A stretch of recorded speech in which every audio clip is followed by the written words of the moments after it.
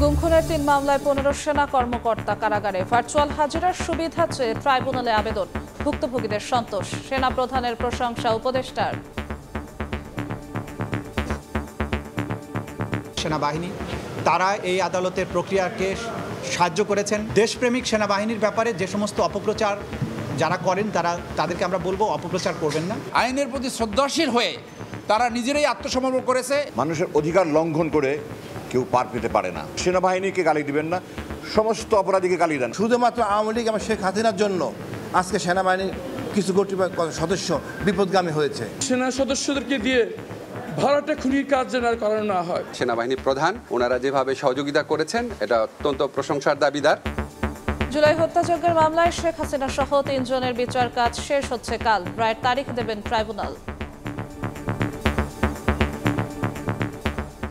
দেখছিলেন প্রধান শিরোনাম। সন্ধ্যার সময় সঙ্গে আছি আমি জিন্নাতারা যশোয়া।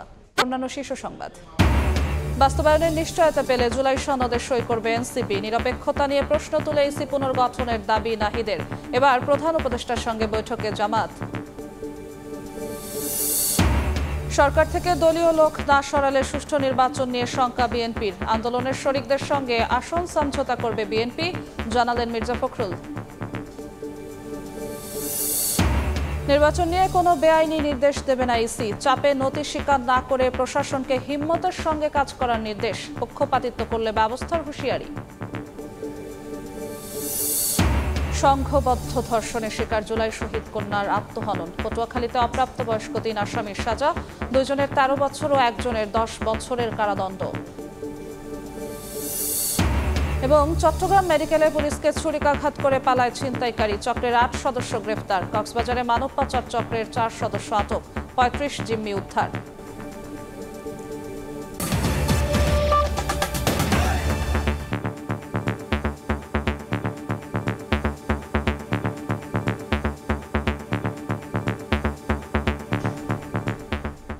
গুম ও হত্যার আলাদা 3 মামলায় 15 সেনা কর্মকর্তাকে কারাগারে পাঠিয়েছেন আন্তর্জাতিক অপরাধ ট্রাইব্যুনাল। তাদের নেওয়া হয়েছে সেনানিবাসের অস্থায়ী কারাগারে। এছাড়া পলাতক শেখ হাসিনা সহ 17 জনকে হাজির হতে পত্রিকায় বিজ্ঞপ্তি দেওয়ার নির্দেশ দেওয়া হয়েছে। আইনি প্রক্রিয়ায় সহায়তা করায় সেনাবাহিনী সহ সংশ্লিষ্টদের ধন্যবাদ জানিয়েছেন চিফ প্রসিকিউটর। আসামি পক্ষের দাবি সবাই নিরপরাধ। এদিকে নানা আলোচনার পরও আসামিদের কাঠগড়ায় হাজির করায় সন্তোষ প্রকাশ করেছেন গুমের শিকার ভুক্তভোগীরা। বুধবার সকাল 7টার পর কারাগারের সবুজ রঙের শীতাতপ নিয়ন্ত্রিত একটি প্রিজন ভ্যান থামে ট্রাইব্যুনালের পেছনের গেটে। একে একে নামানো হয় 15 সামরিক কর্মকর্তাকে। সকাল 8টার দিকে বিচারকের সামনে নেওয়া হয় আসামিদের। জামিন এবং ভার্চুয়ালি হাজিরার সুবিধা চেয়ে আবেদন করে আসামিপক্ষ। উভয় পক্ষের শুনানি শেষে 15 জনকে কারাগারে পাঠানোর আদেশ দেন ট্রাইব্যুনাল। আসামিদেরকে কারাগারে প্রেরণের নির্দেশ দেওয়া হয়েছে এবং পরবর্তী তারিখ নির্ধারণ করা হয়েছে 5ই নভেম্বর। এবং সেই মামলাতেও যারা পলাতক আছেন, 2 জন পলাতক আছেন 4 জন আসামির মধ্যে, সেই 2 জনের বিরুদ্ধে পত্রিকায় বিজ্ঞপ্তি প্রকাশের জন্য নির্দেশ দেওয়া হয়েছে। গুমের 2 ও জুলাই আগস্টের হত্যাযজ্ঞের এক মামলায় গত 8 অক্টোবর 32 জনের বিরুদ্ধে গ্রেফতারি পরোয়ানা জারি করা হয়। এর মধ্যে গুমের 2 মামলায় সেনা হেফাজতে থাকা 13 জন এবং রামপুরায় 28 জনকে হত্যা মামলায় 2 সেনা কর্মকর্তাকে বুধবার হাজির করা হয়। চিফ প্রসিকিউটর বলছেন, আসামিদের গ্রেফতার করেই ট্রাইব্যুনালে আনা হয়েছে। এই জন্য সেনাবাহিনী সহ সংশ্লিষ্টদের প্রতি কৃতজ্ঞতা জানান তিনি। আইন শৃঙ্খলা রক্ষাকারী বাহিনী যেমন কাজ করেছেন, তেমনিভাবে বাংলাদেশের সার্বভৌমত্বের রক্ষক হিসাবে আমরা যাদেরকে মনে করি বাংলাদেশ সেনাবাহিনী, তারা এই আদালতের প্রক্রিয়াকে সাহায্য করেছেন। তারা ঘোষণা দিয়েছিলেন যে ল অব দি ল্যান্ডের প্রতি তারা শ্রদ্ধাশীল থাকবেন, বিচার প্রক্রিয়ার প্রতি তাদের সমস্ত সমর্থন থাকবে। তারা সেই সমর্থন আমাদের দিয়েছেন। সুতরাং দেশপ্রেমিক সেনাবাহিনীর ব্যাপারে যে সমস্ত অপপ্রচার যারা করেন তাদেরকে আমরা বলবো অপপ্রচার করবেন না। যদিও আসামি পক্ষ বলছে গ্রেফতার নয়, আত্মসমর্পণ করেছেন সেনা কর্মকর্তারা। তারা নির্দোষ বলেও দাবি তার। সেনাবাহিনী অফিসার হিসেবে তারা আইনের প্রতি শ্রদ্ধাশীল হয়ে তারা নিজেরাই আত্মসমর্পণ করেছে। এটা প্রক্রিয়াগত কারণে তাদেরকে দেখানো হয়েছে তারা গ্রেপ্তার হয়েছে, আসলে তারা গ্রেপ্তার হয়নি। এদিকে গুমের মামলায় বিচার শুরু হওয়ায় সন্তোষ প্রকাশ করেছেন ভুক্তভোগীরা। যারা ভবিষ্যতে রাষ্ট্রপ্রধান, সরকার প্রধান হবে এবং বিভিন্ন বাহিনীর প্রধান হবে, তাদের কাছে আমি মেসেজ দিতে চাই যে অন্যায় করে কেউ পার পেতে পারে না। আপনারা দয়া করে সেনাবাহিনীকে গালি দিবেন না, সমস্ত অপরাধীকে গালি দেন। শুধুমাত্র আওয়ামী লীগ এবং শেখ হাসিনার জন্য আজকে সেনাবাহিনীর কিছু সদস্য বিপদগামী হয়েছে। আর কোনোদিন দেশপ্রেমিক সেনা সদস্যদেরকে দিয়ে ভাড়াটে খুনির কাজ যেন আর করানো না হয়। 15 জনের বাইরে পলাতক আছেন শেখ হাসিনা, আসাদুজ্জামান খান কামাল, র্যাবের সাবেক 3 ডিজি সহ 17 জন। তাদের 1 সপ্তাহের মধ্যে হাজির হতে পত্রিকায় বিজ্ঞপ্তি দেওয়ার নির্দেশ দেওয়া হয়েছে। গুমের 2 মামলায় শুনানির পরবর্তী তারিখ ধার্য করা হয়েছে 20 নভেম্বর, আর হত্যা মামলার পরবর্তী শুনানি হবে 5 নভেম্বর। এদিন সেনা কর্মকর্তাদের ট্রাইব্যুনালে হাজির করাকে কেন্দ্র করে হাইকোর্ট মাজার গেট থেকে শুরু করে গোটা এলাকায় কয়েক স্তরের নিরাপত্তা জোরদার করা হয়। আফজাল হোসেন, সময় সংবাদ, ঢাকা। গুম খুনে অভিযুক্ত সেনা কর্মকর্তাদের ট্রাইব্যুনালে হাজির করায় সেনাপ্রধান সহ সংশ্লিষ্টদের প্রশংসা করেছেন আইন উপদেষ্টা আসিফ নজরুল। দুপুরে সচিবালয়ের ব্রিফিংয়ে তিনি বলেন, তাদেরকে সাব জেলে রাখার বিষয়ে সিদ্ধান্তের এখতিয়ার স্বরাষ্ট্র মন্ত্রণালয়ের। ইন্টারন্যাশনাল ক্রিমিনাল কোর্টে যে বিচার প্রক্রিয়ার প্রতি শ্রদ্ধাবোধ দেখিয়ে সেনা সদস্যরা যেভাবে ওনারা এসেছেন বা যেভাবে ওনাদের নিয়ে আসা হয়েছে, সেনাবাহিনী প্রধান ওনারা যেভাবে সহযোগিতা করেছেন, এটা অত্যন্ত প্রশংসার দাবিদার। এবং তারা আইনের শাসনের প্রতি যেই শ্রদ্ধাবোধ দেখিয়েছেন, এটা আমরা খুব পজিটিভলি দেখছি। আর সাব জেলে কেন রাখা হয়েছে, এটা সম্পূর্ণভাবে স্বরাষ্ট্র মন্ত্রণালয়ের দায়িত্বভুক্ত বিষয়। জুলাই হত্যাযজ্ঞের মামলায় শেখ হাসিনা, আসাদুজ্জামান খান কামাল ও চৌধুরী আব্দুল্লাহ আল মামুনের বিচার কাজ শেষ হচ্ছে কাল। ট্রাইব্যুনাল এদিন রায়ের তারিখ দেবেন বলে জানিয়েছে প্রসিকিউশন। যুক্তিতর্ক উপস্থাপন শেষে হাসিনা কামালের খালাসের প্রত্যাশা করেন ট্রাইব্যুনাল নিযুক্ত আইনজীবী। দায় থেকে বাঁচতেই সাবেক আইজিপি মামুন রাজসাক্ষী হয়েছেন বলেও দাবি আইজিপি চৌধুরী আব্দুল আল মামুনের। এরপর 28 কার্যদিবসে 54 সাক্ষীর জবানবন্দি এবং 6 কার্যদিবস যুক্তিতর্ক উপস্থাপন করে প্রসিকিউশন। শেখ হাসিনা ও কামালের পক্ষে 3 দিনের যুক্তিতর্ক উপস্থাপন করা হয়, যা শেষ হয় বুধবার। এদিন যুক্তিতর্কে সাবেক আইজিপি মামুনের রাজসাক্ষী হওয়া নিয়ে প্রশ্ন তোলেন স্টেট ডিফেন্স। বলেন, দায় থেকে বাঁচতেই এই পথ বেছে নিয়েছেন তিনি। উনি যা বলেছেন উনিকে নিজেকে বাঁচার সেভ করার জন্য বলেছেন। এই ওনার বলার যে সমস্ত অভিযোগ অন্যদের উপরে এনেছেন, এই মর্মে ওনার সঙ্গে প্যারালাল করে কোনো সাক্ষী নাই। অতএব যেহেতু ওনার সঙ্গে প্যারালাল করে কোনো সাক্ষী নাই, অতএব সেই সাক্ষীকে আমি ডিসএগ্রি করছি। আন্দোলন দমনে শেখ হাসিনা মারণাস্ত্র ব্যবহারের নির্দেশ দেননি। হাসিনা কামালের বিরুদ্ধে কোনো অভিযোগই প্রসিকিউশন প্রমাণ করতে পারেনি বলেও দাবি করেন ট্রাইব্যুনাল নিযুক্ত আইনজীবী। আমার আসামি বিরুদ্ধে সমস্ত চার্জ গঠিত হয়েছে, সেই চার্জে তারা দণ্ডিত হওয়ার মতো উপযুক্ত নয় এবং সাক্ষ্য প্রমাণে রাষ্ট্রপক্ষ তাদের সন্দেহাতীতভাবে প্রমাণ করতে পারে নাই। বিধায় আমি আসামিরা নিরঙ্কুশ এবং সম্মানের সহিত খালাস পাবেন। প্রসিকিউশন বলছে, বৃহস্পতিবার পাল্টা যুক্তিতর্ক উপস্থাপন করবেন চিফ প্রসিকিউটর। সমাপনী বক্তব্য দেবেন অ্যাটর্নি জেনারেলও। এরপরই রায়ের দিন ধার্য করবেন ট্রাইব্যুনাল। রায়ের সর্বোচ্চ সাজা মৃত্যুদণ্ড হবে বলে প্রত্যাশা প্রসিকিউশনের। আফজাল হোসেন, সময় সংবাদ, ঢাকা। সন্ধ্যার সময় আরও থাকছে। নিউমোরিং টার্মিনাল বিদেশিদের ইজারা দেওয়ার সিদ্ধান্ত বাতিলের দাবি। চট্টগ্রামে শ্রমিকদের বিক্ষোভ মিছিলে পুলিশের বাধা। 1 নভেম্বর অনশন কর্মসূচির হুঁশিয়ারি। বাস্তবায়নের নিশ্চয়তা পেলে জুলাই সনদে সই করবে এনসিপি। নোট অব ডিসেন্টের কার্যকারিতা থাকতে পারবে না। প্রধান উপদেষ্টার সঙ্গে বৈঠক শেষে ব্রিফিংয়ে কথা বলেছেন দলটির আহ্বায়ক নাহিদ ইসলাম। বলেন, জুলাই সনদ বাস্তবায়নে এনসিপির প্রস্তাবিত বিষয়গুলো ঐক্যমত্য কমিশনের সঙ্গে আলোচনা করে সমাধানের আশ্বাস দিয়েছেন প্রধান উপদেষ্টা। ছাত্র উপদেষ্টাদের দলীয় হিসেবে দেখা হলে অন্য দলের সুপারিশে উপদেষ্টা হওয়াদেরও একইভাবে দেখতে হবে বলে জানান নাহিদ। নির্বাচন কমিশনের সমালোচনা করে এনসিপি নেতা বলেন, প্রতিষ্ঠানটি কিছু দলের প্রতি পক্ষপাতমূলক আচরণ করছে, তাই এই মুহূর্তেই ইসির পুনর্গঠন করতে হবে। জুলাই সনদের শুধু কাগজে মূল্যে আমরা বিশ্বাসী নই, ফলে জুলাই সনদ বাস্তবায়নটা কিভাবে হবে সেটার সম্পর্কে নিশ্চয়তা পাওয়ার পরে আমরা স্বাক্ষর করব। নির্বাচন কমিশনের বর্তমান আচরণ আমাদের কাছে মনে হচ্ছে যে এটা নিরপেক্ষ হচ্ছে না, এটা স্বচ্ছ হচ্ছে না, এবং আমরা মনে করি যে নির্বাচন কমিশন এই মুহূর্তে পুনর্গঠন হওয়া প্রয়োজন। ছাত্র উপদেষ্টাদের বিষয়ে যেটা বারবার বলা হয়, তারা কোনো দলের প্রতিনিধি হিসেবে কিন্তু সরকারে নেই, গণ অভ্যুত্থানের প্রতিনিধি হিসেবে সরকারে রয়েছে। ফলে অন্য উপদেষ্টারা যেরকম ছাত্র উপদেষ্টারাও সেরকম। ছাত্র উপদেষ্টাকে যদি কোনো নির্দিষ্ট দলের প্রতিনিধি বা সংশ্লিষ্ট হিসেবে দেখা হয়, অন্য অনেক উপদেষ্টাদেরও বিভিন্ন দলের সাথে সংশ্লিষ্টতা রয়েছে, রাজনৈতিক সাবেক ব্যাকগ্রাউন্ড রয়েছে। ফলে সেই বিষয়গুলোও সরকারকে বিবেচনা করতে হবে। কারণ এই মুহূর্তে প্রধান উপদেষ্টার সঙ্গে বৈঠক করছে জামাতের প্রতিনিধি দল। এই মুহূর্তে যমুনার সামনে আছেন সহকর্মী শফিক মুন্সি। সবশেষ খবর জানতে যাচ্ছি তার কাছে। শফিক, প্রতিনিধি দল যমুনায় কিছুক্ষণ আগে প্রধান উপদেষ্টার সাথে বৈঠক করেছে এবং ঘণ্টাব্যাপী তারা বৈঠক করেছে। তারা এখানে বেলা 5:50 দলটির নায়েবে আমির সৈয়দ আবদুল্লাহ মোহাম্মদ তাহেরের নেতৃত্বে 4 সদস্যের যে দল তারা এসছিল এবং এই প্রতিনিধি দলে গুরুত্বপূর্ণ সদস্য ছিল দলটির সেক্রেটারি জেনারেল মিয়া গোলাম পরোয়ার। এই কিছুক্ষণ আগে কিন্তু তাদের যে বৈঠকটি সেটি শেষ হয়েছে এবং তারা যমুনা থেকে বের হয়ে এখন এই বৈঠকস্থলের সামনে অবস্থিত যে অস্থায়ী একটি সমাবেশ কেন্দ্র সেখানে তারা সাংবাদিকদের ব্রিফ করবেন। আমরা এখন সরাসরি বাংলাদেশ জামাত ইসলামের প্রতিনিধি দলের যে ব্রিফিং, সংবাদ ব্রিফিং, সেখানে চলে যাব।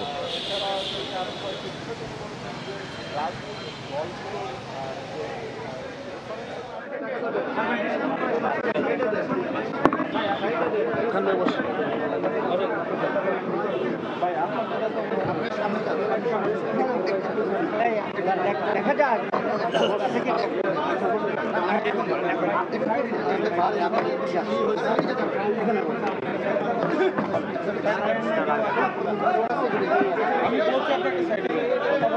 ধীরে ধীরে বলুন, কষ্ট হয় বলা যায় না। আসলে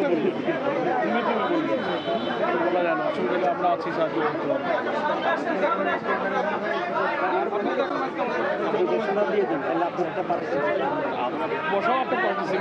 আজ এই প্রধান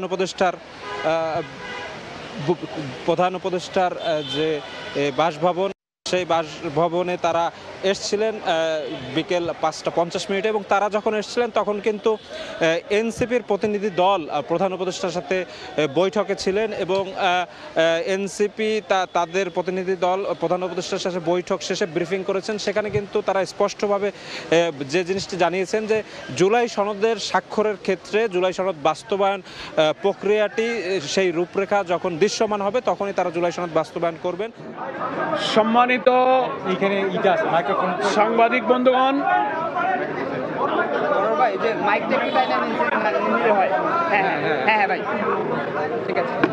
ঠিক আছে। সম্মানিত সাংবাদিক বন্ধুগণ, আসসালামু আলাইকুম রহমতুল্লাহি ওয়া বারাকাতুহু। আমরা আল্লাহর কাছে শুকরিয়া আদায় করছি যে আমাদের পূর্ব নির্ধারিত শিডিউল অনুযায়ী মাননীয় প্রধান উপদেষ্টার সঙ্গে বাংলাদেশ জামাত ইসলামীর সম্মানিত নেতৃবৃন্দের যে বৈঠক সেটা যথাসময়ে অনুষ্ঠিত হয়েছে অত্যন্ত সৌহার্দ্যপূর্ণ পরিবেশে। আমাদের এই প্রতিনিধি দলের নেতৃত্ব দিয়েছেন বাংলাদেশ জামাত ইসলামীর সম্মানিত নায়েবে আমির সাবেক সংসদ সদস্য ডক্টর সৈয়দ আবদুল্লাহ মোহাম্মদ তাহের এবং আমাদের প্রতিনিধি দলে আরও সংযুক্ত ছিলেন। আপনারা দেখতে পাচ্ছেন আমার বাঁদিকে মৌলানা এটিএম মাসুম, সহকারী সেক্রেটারি জেনারেল। ডান দিকে আছেন আরও একজন সম্মানিত সহকারী সেক্রেটারি জেনারেল মৌলানা রফিকুল ইসলাম খান। তো আমরা আপনাদের কাছে বিনয়ের সাথে অনুরোধ করছি, আপনারা অনেকেই হয়তো একটু জানেন, আমাদের এই ডেলিগেশনের সম্মানিত নেতা ডক্টর সৈয়দ আবদুল্লাহ মোহাম্মদ তাহের কিছুটা সাময়িক অসুস্থতা অবস্থায়ও আমাদের আজকে ডেলিগেশনের নেতৃত্ব দিয়েছেন। এজন্য উনি কথা বলবেন ধীরে এবং আপনাদের সহযোগিতা আমরা কামনা করি। এখন আজকে এই সাক্ষাৎ সম্পর্কে ব্রিফিং দিচ্ছেন আমাদের সম্মানিত নায়েবে আমির ডক্টর সৈয়দ আবদুল্লাহ মোহাম্মদ তাহের।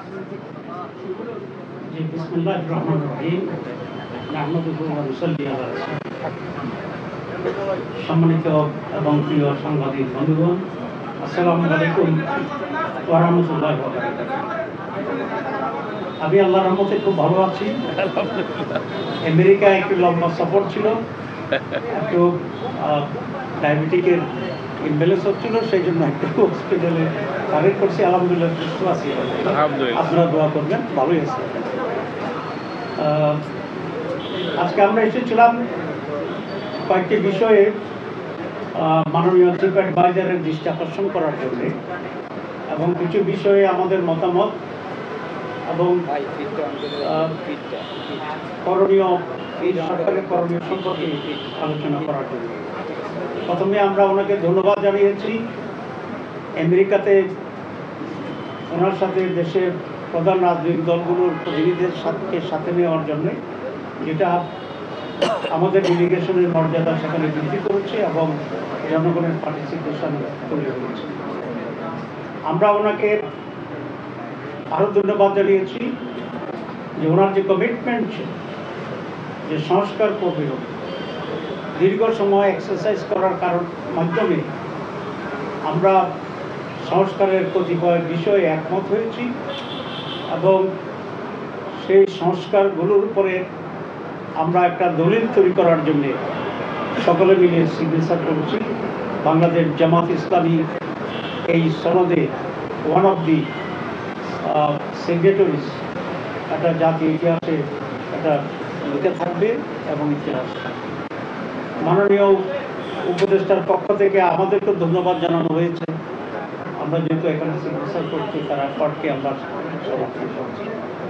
এই প্রসঙ্গে আমরা খুব দুটি স্পষ্ট কথা বলেছি যে দীর্ঘ কয়েক মাস ধরে বহু লোকের পরিশ্রমে, বিভিন্ন রাজনৈতিক দলের অংশগ্রহণে আমরা যে ঐক্যমত্যে পৌঁছেছি, বেসিক্যালি প্রায় ৮০-র উপরে সংস্কারে, তার ভিতরে বেসিক কতগুলো পয়েন্টস আছে যেটির সংখ্যা 19টির মতো, এবং এখানে আমরা সকলেই সিগনেচার করেছি। এখন যেটা প্রয়োজন সেটা হচ্ছে এটাকে আইনি ভিত্তি দেওয়া, এটাকে ইমপ্লিমেন্ট করা, এবং এই সনদের মাঝে যেগুলো আগামী নির্বাচন সংশ্লিষ্ট সেগুলোকে আগেই পাস করিয়ে তার ভিত্তিতে নির্বাচন দেওয়া, সেটা হচ্ছে আমাদেরকে এটা বলা হয়েছে। এটা যে সমস্ত পয়েন্টে আপনারা একমত হয়েছেন সেগুলো নিয়ে সনদ, এটা সাইন করুন। ইমপ্লিমেন্টেশনের ব্যাপারে আমরা আপনাদের সাথে একমত হয়ে সেটা আমরা করব। আমরা আজকে এটা বাস্তবায়নের জন্য ওনার দৃষ্টি আকর্ষণ করেছি। উনি আমাদের সাথে একমত হয়েছেন যে এটা বাস্তবায়ন যদি না হয় তাহলে এই পরিশ্রম তো পণ্ডশ্রম ছাড়া কিছু না। সে কারণে উনি বলেছেন আমি যথাযথ উদ্যোগ নেব। আমরা সেখানে বলেছি একটি আদেশের মাধ্যমে এটাকে সাংবিধানিক মর্যাদা দিতে হবে। এটা কনস্টিটিউশন নয়, এটা হচ্ছে এক্সট্রা কনস্টিটিউশনাল অ্যারেঞ্জমেন্ট, যেটা কোনো সরকার এরকম একটি পরিস্থিতি পড়লে দেওয়ার এখতিয়ার রাখে। এবং উনি আমাদের সাথে একমত হয়েছেন যে একটা আদেশের মাধ্যমে এটা হবে। কারো কারো কাছে এটা কেউ বলছেন অধ্যাদেশ দেওয়ার জন্য। অধ্যাদেশ খুব দুর্বল, অধ্যাদেশে এগুলার সাংবিধানিক মর্যাদায় যাওয়ার মতো স্ট্রেংথ অধ্যাদেশে নেই, কিন্তু আদেশ ইজ ইকুইভ্যালেন্ট টু সাংবিধানিক পরিবর্তন, পাওয়ার এবং অথরিটি। ইতিমধ্যে অনেক এক্সপার্ট কমিটি, ঐক্যমত্য কমিশন তৈরি করেছে, তারা বৈঠক করেছে। আমরা আমাদের এক্সপার্ট কমিটির সাথে বসেছি। আমাদের এক্সপার্ট কমিটি আবার ঐক্যমত্য কমিশনের এক্সপার্ট কমিটির সাথে বসছে।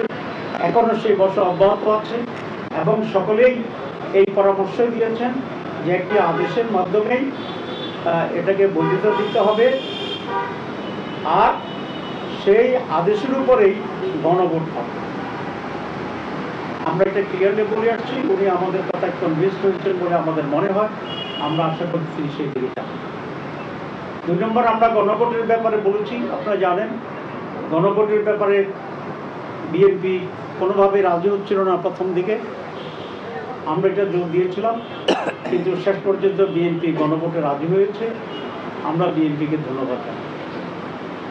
এখন তারপরেও তারা একটা জটিলতা তৈরি করার চেষ্টা করছে, সেটা হচ্ছে গণভোট এবং জাতীয় নির্বাচন একদিনই হতে হবে। দুটো একেবারে আলাদা জিনিস। একটা হচ্ছে জাতীয় নির্বাচনে জনপ্রতিনিধিরা নির্বাচিত দেশে কারা সরকার চালাবে সেটা সিদ্ধান্ত হবে। আর গণভোট হচ্ছে আমাদের কতগুলো রিফর্মস, সংস্কার, যেগুলো কিভাবে সরকার পরিচালনা হবে, কিভাবে নির্বাচন সুষ্ঠু হবে, কিভাবে প্রধানমন্ত্রীর ক্ষমতা থাকবে, এসব মৌলিক বিষয়। প্রধান উপদেষ্টার সঙ্গে বৈঠক শেষে যমুনার সামনে ব্রিফিং করছে জামায়াতে ইসলামী। আমরা সরাসরি যুক্ত ছিলাম সেখানে। জামায়াতের ব্রিফিং এর বাকি অংশ সরাসরি দেখতে ভিজিট করুন সময় টিভির ফেসবুক পেজে। কোন দলের লোক সরকারে রেখে আগামী নির্বাচন নিরপেক্ষ হওয়া সম্ভব নয়। সরকারও তত্ত্বাবধায়কের ভূমিকা পালন করতে পারবে না বলে মনে করেন বিএনপি নেতা আমির খসরু মাহমুদ চৌধুরী। এদিকে সুষ্ঠু নির্বাচন করতে সরকার থেকে দলীয় লোকদের সরিয়ে দেওয়ার আহ্বান জানিয়েছেন দলটির আরেক নেতা রুহুল কবির রিজভী। নির্বাচনের সময় অন্তর্বর্তী সরকারের নিরপেক্ষতা প্রশ্নে উদ্বিগ্ন রাজনৈতিক দলগুলো। এ নিয়ে মঙ্গলবার সন্ধ্যায় প্রধান উপদেষ্টার সঙ্গে বৈঠক করে বেশ কিছু দাবিও জানায় বিএনপি। বুধবার দুপুরে জাতীয় প্রেস ক্লাবে মুক্তিযোদ্ধা দলের আলোচনায় বিএনপির স্থায়ী কমিটির সদস্য আমির খসরু মাহমুদ চৌধুরী বলেন, কোন দলের লোক সরকারে রেখে আগামী নির্বাচন নিরপেক্ষ হওয়া সম্ভব নয়। তাই অন্তর্বর্তী সরকারও ভোটের সময় তত্ত্বাবধায়কের ভূমিকা পালন করতে পারবে না। যারা আগামী নির্বাচনে অংশগ্রহণ করবে অথবা যারা কোনো দলের সাথে সম্পৃক্ত আছে তাদের সরকারে থাকলে সেটা কেয়ারটেকার সরকারের ভূমিকা পালন করতে পারবে না। বিভিন্ন দাবিতে যারা আন্দোলন করছে তাদের উদ্দেশ্যে আমির খসরু বলেন, নির্বাচনের আগে অহেতুক যারা রাস্তায় নামছে তারা গণতন্ত্রের বিপক্ষে যাচ্ছে। নির্বাচনকে প্রশ্নবিদ্ধ করার যে চেষ্টা হচ্ছে বিভিন্ন দাবি দেওয়া তুলে রাস্তায় গিয়ে, এগুলো তো রাস্তায় যাওয়ার তো দিন শেষ হয়ে গেছে। শেষ হাসিনাকে বিদায় করা হয়েছে, এখন যাবেন জনগণের কাছে। এদিকে নয়াপল্টনে দলের কেন্দ্রীয় কার্যালয়ে গণমাধ্যমে কথা বলেন বিএনপির সিনিয়র যুগ্ম মহাসচিব রুহুল কবির রিজভী আহমেদ। এই সরকারের মধ্যে যদি কোনো রাজনৈতিক দলের সম্পর্কিত কোনো লোক থাকেন তো তাকে তো রাখা যাবে না, কারণ তত্ত্বাবধায়ক সরকারের কনসেপ্টটা হচ্ছে নির্দলীয়। তো নির্দলীয় হলে তাহলে সেখানে রাজনৈতিক দলের উপদেষ্টা থাকবে কি করে বা রাজনৈতিক দলের লোক থাকবে কি করে? এটা না সরালে পরে তো অবাধ সুষ্ঠু নির্বাচন হবে না। প্রশাসনে ফ্যাসিস্টের সহযোগীদের রেখে নির্বাচন হলে তা গ্রহণযোগ্য হবে না বলে দাবি করেন বিএনপি নেতারা। এটুকুই বলতে চাই। আহমেদ সালেহিন, সময় সংবাদ, ঢাকা। চট্টগ্রাম বন্দরের নিউ মোরিং টার্মিনাল বিদেশিদের ইজারা দেওয়ার সিদ্ধান্ত বাতিলের দাবিতে চট্টগ্রামে বিক্ষোভ মিছিল করেছে শ্রমিক কর্মচারী ঐক্য পরিষদ। সকালে বন্দর অভিমুখে কয়েকশো শ্রমিকের মিছিলটি পুলিশি বাধার মুখে পড়ে। সেখানেই সংক্ষিপ্ত সমাবেশ করে 1 নভেম্বর অনশন কর্মসূচি সহ কঠোর আন্দোলনের হুঁশিয়ারি দেন নেতারা। বক্তারা বলেন, লাভজনক বন্দর পরিচালনায় নিজেদের সক্ষমতা থাকলেও বিদেশিদের দেয়ার ষড়যন্ত্র চলছে। বন্দরকে ক্ষতিগ্রস্ত করে এমন কোনো সিদ্ধান্ত সরকারকে নিতে দেয়া হবে না বলে হুঁশিয়ারি করেন তারা। শ্রমিক নেতারা বলেন, দেশের বন্দর বিদেশিদের দিলে বহিঃশত্রু হুমকির মুখে পড়বে বন্দর। এদিকে মাসুল বাড়ানো সহ একই দাবিতে কর্মসূচি পালন করছে পরিবহন শ্রমিক ও ব্যবসায়ী সহ বিভিন্ন সংগঠন।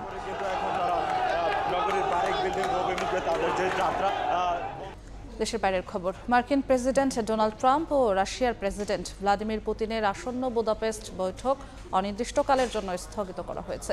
পুতিনের সঙ্গে বৈঠক করে সময় অপচয় করতে চান না ট্রাম্প, এমনকি বাতিল করা হয়েছে মার্কিন পররাষ্ট্রমন্ত্রী মার্কো রুবিও ও রুশ পররাষ্ট্রমন্ত্রী সের্গেই ল্যাভরভের নির্ধারিত প্রস্তুতিমূলক বৈঠকও। এছাড়া হোয়াইট হাউস জানিয়েছে আপাতত এ বৈঠকের কোনো প্রয়োজন নেই। রুশ পররাষ্ট্রমন্ত্রী সের্গেই ল্যাভরভ বলেন, আলাস্কা সম্মেলনে ট্রাম্প পুতিন যে সমঝোতায় পৌঁছেছিলেন রাশিয়া তার বাইরে যায়নি।